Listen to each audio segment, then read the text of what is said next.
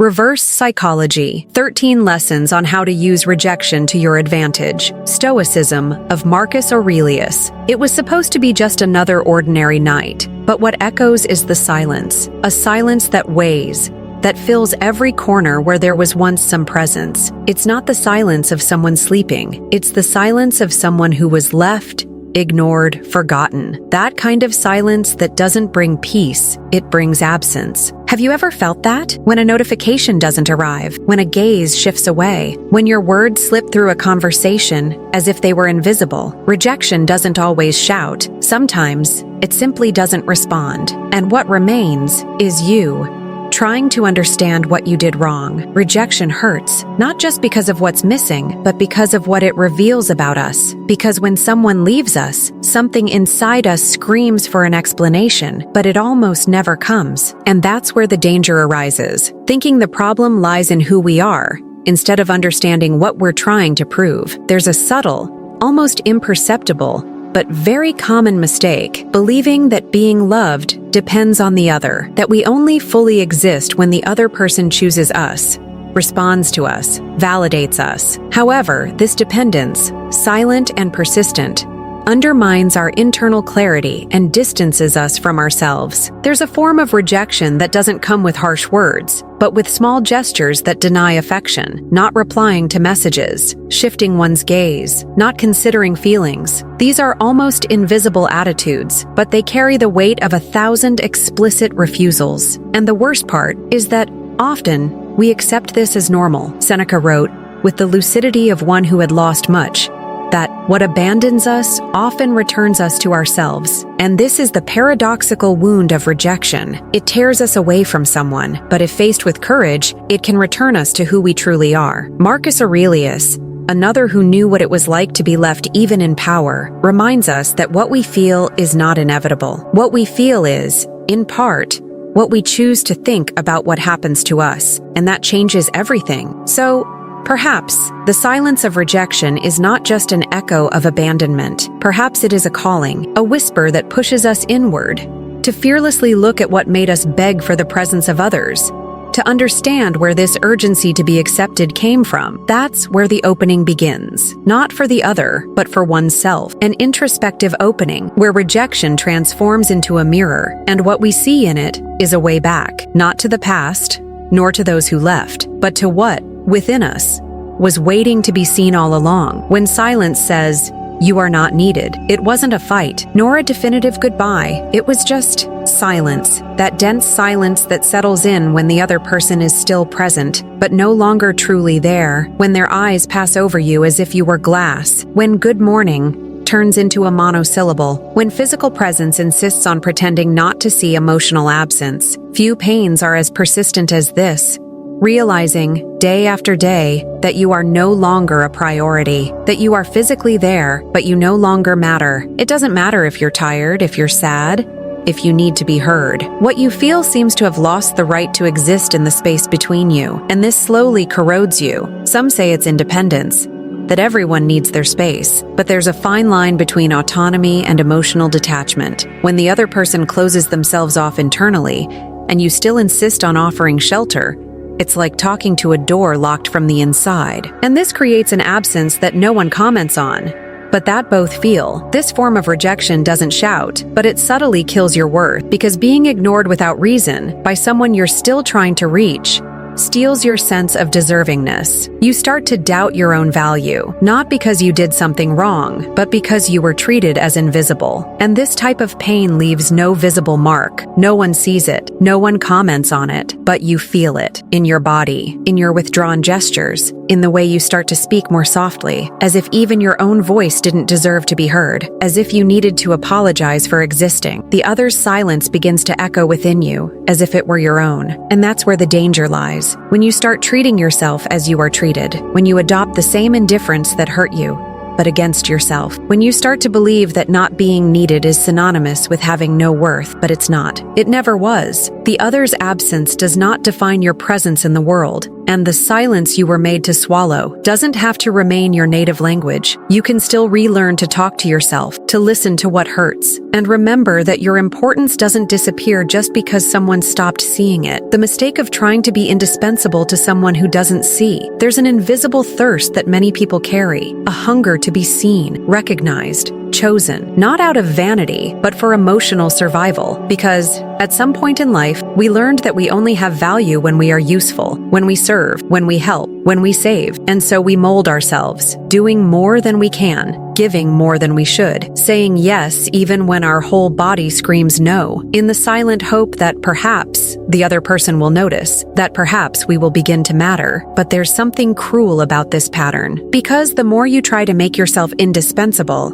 the easier it is to be discarded. The more you do, the more it's expected that you continue doing. The more you give of yourself, the more the other seems to believe it's your obligation and not a choice. Seneca wrote, "Whoever offers everything loses everything." And this is one of the hardest pains to swallow, realizing that by trying to be everything to someone, you ended up being nothing to yourself. That, by offering yourself entirely, the other received you with indifference, or didn't even notice you were there. There's a subtle trap in this constant effort to please. It distances us from who we are, because we start living according to the other's reaction, measuring our worth by the reflection in someone else's eyes. And when that gaze doesn't come, or comes empty, something inside us fades. It's not wrong to want to be important. The problem is trying to be essential to someone who doesn't even see you, to someone who only sees what you do, not what you feel, to someone who consumes your presence, but doesn't reciprocate with any presence. And then, we need to face a truth that hurts, but liberates. Your worth isn't in how much someone needs you, it's in how much you can be true to what you feel, even if that means leaving a place where you only exist as a function. It's a difficult choice, but sometimes you have to stop being useful to finally be whole. Rejection is not a sentence. It's a sign of a path breaking. There's a question that almost always appears after we've been left. Why wasn't I enough? It comes as a whisper, sometimes as a scream, but always loaded with guilt, as if rejection were a certificate of personal failure, as if the pain of being left confirmed that there's something wrong with who we were. But that question is a trap, because it stems from a cruel premise, that the other's love is proof of our validity, and that's not true. What ends is not always because it was bad. What hurts is not always because something was lacking in you. Sometimes it's just life saying, this path is over. Now it's another one. Rejection hurts, but it also signals. It points to where there's no more space, where you're trying to plant in dry soil, where everything you do comes back in the form of silence. It's hard to see this when your heart is still bleeding, but with time, if we listen carefully, the pain begins to speak another language. Marcus Aurelius used to say that, if pain is inevitable, resistance to it is optional. And perhaps that's the key. The pain of rejection comes. It will keep coming, but what we do with it is a choice. That's where our freedom lies, in how we interpret abandonment, in the meaning we give to absence. There's something almost mystical in realizing this. When someone leaves, something always comes back. Sometimes it's your autonomy. Sometimes it's the silence you needed to hear yourself. Sometimes it's that part of you that you had forgotten from trying so hard to please the other. The end of an external presence can be the beginning of an internal reconnection. So no, rejection is not a sentence. It's not an end. It's just a bend in the road, a detour that forces you to rethink your steps. And perhaps it's precisely in that detour that you finally find a piece of yourself that should never have been left behind. 4. The Stoic exercise of not getting lost in abandonment. Some rejections don't come with words. They come with absence, with messages that don't arrive, promises that evaporate, eyes that once sought yours and now look past you, as if you've become part of the furniture. And in these moments, the greatest danger isn't being left. It's getting lost in the abandonment, because there's a type of emotional disorientation that arises when we're left without explanation. The head spins in circles, trying to understand. The chest tightens, as if the air has changed density, and without realizing it, we dissolve in the attempt to understand what went wrong. But there's a silent, deeply stoic exercise that can keep us anchored, reconstructing in silence, making abandonment a starting point, not an end point, not with anger, not with haste, but with presence, with awareness of what still remains within us. even after everything that has gone. It's in the night journal that this reconstruction begins. It doesn't have to be beautiful, nor coherent. It just has to be honest, just right. Today, I wasn't chosen, and yet I am here. Because this simple act of registering pain without escape, without disguise, without performance, is already a gesture of reconnection with who we are inside. And perhaps you'll realize in this process that you've already overcome things you swore you couldn't bear, that you've stood up after much worse losses, that you've survived crueler silences. And remembering that is remembering yourself, what you are capable of, even when no one is looking. Stoic virtue isn't about appearing strong. It's about maintaining dignity, even when everything crumbles. It's choosing to remain whole, even when the world tries to reduce you to pieces, because abandonment can take a lot, but it cannot touch your integrity unless you surrender it. And you don't have to surrender. You can retreat, breathe, write, listen to what still pulses. And remember, being left does not define who you are. What you do with it does. And sometimes, the silence that remains is the exact space where your soul can fit again. 5. A cruel metaphor about giving everything and receiving crumbs. Have you ever built a house in someone's heart? Have you placed your fears, your affections, your most silent vulnerabilities there, and waited to be embraced? Have you done everything you could, not out of obligation, but out of love, and yet you were never truly invited in? There's a type of rejection that doesn't happen during a breakup. It happens in continuity, when you offer everything, but receive crumbs, when you give yourself entirely, but are kept on the sidelines, when your every gesture of care meets emptiness as a response, and yet you persist, because you think, perhaps, the next gesture will be enough. But there's a phrase that needs to echo, even if it hurts. It's not that I gave too much. It's that I gave myself to someone who doesn't know how to receive. And this is an almost invisible pain, because it doesn't come from a clear no. It comes from an almost, from a maybe, from a you're special. But the Stoic doesn't offer expecting return. They offer out of virtue, out of choice, out of integrity, because they know that neediness cannot be the reason for care. And yet, they feel, they bleed, they suffer, but they choose not to get lost in that suffering. The house you build in someone else's heart needs first to have foundations within you. Otherwise, every refusal will be an earthquake, every silence, a crack, every detachment, a collapse. And you cannot keep crumbling just because the other doesn't know how to sustain what you are. There's a very common illusion that every emotional effort will be rewarded with reciprocity. But the reality is that sometimes the other person doesn't even have the internal space to receive what you offer. And that's not your fault.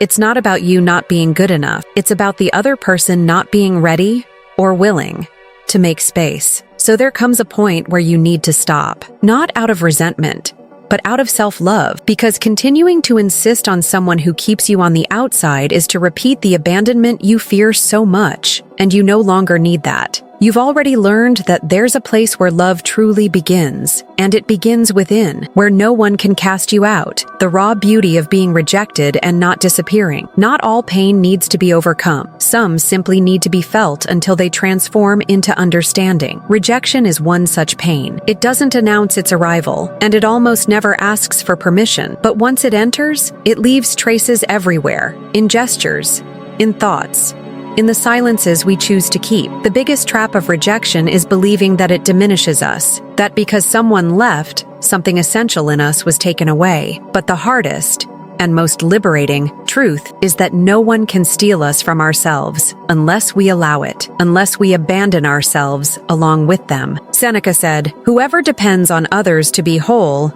will always live in pieces." And perhaps this is the hidden lesson behind every no we receive. The need to return to oneself, to patiently rebuild the pieces that were left in the wrong hands, to remember that our wholeness was never in the gaze of others. Marcus Aurelius wrote about the duty not to abandon oneself, even when everyone else leaves. This requires courage, not the courage to face the world, but the courage to remain with oneself when everything feels empty. The courage to look in your own mirror and say, I am still here. Rejection, when navigated with lucidity, ceases to be about who left, and it becomes about what we need to rediscover within, about which parts of ourselves were forgotten in the effort to please, about the silence we learned to listen to when there was no one else to answer. And then one day, without warning, something sprouts.